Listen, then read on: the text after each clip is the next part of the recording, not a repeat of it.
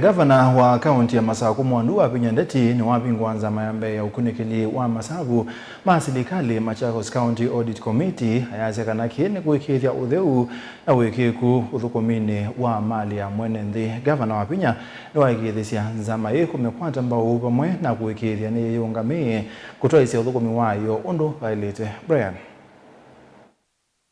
ainena kavindani kala wanengalingilea uya Nzama nzao ya kuika Masavu mailovia si akaunti ya Masaku.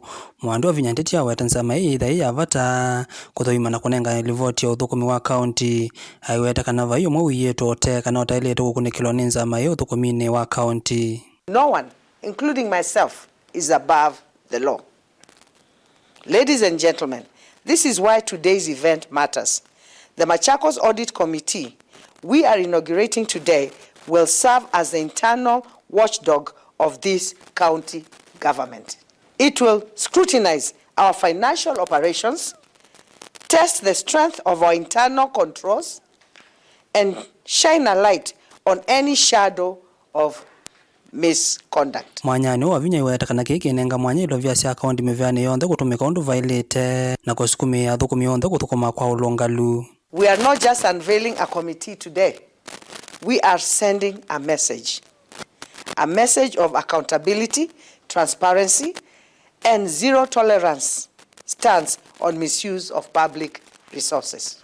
This is a new era, an era where every coin will be accounted for, where integrity won't just be expected, but it will be enforced. Wavinya iweta kanona kwithwa Nzama iya ilo vichalivoti kwi Ngavana Ayawanda kana yena Utheu wa kuthuma Niyiyungamie vate kulikilwa na kila livoti yanengana ikosa wana uito. The law says the committee reports to the governor, but this committee will not take instructions from me or anyone else.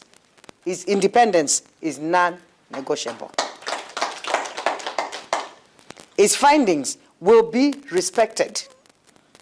Its reports will be acted upon. We would want the resources that the county generates and that it's given through the central government to be effectively and efficiently used for the benefit of the people of Machakos.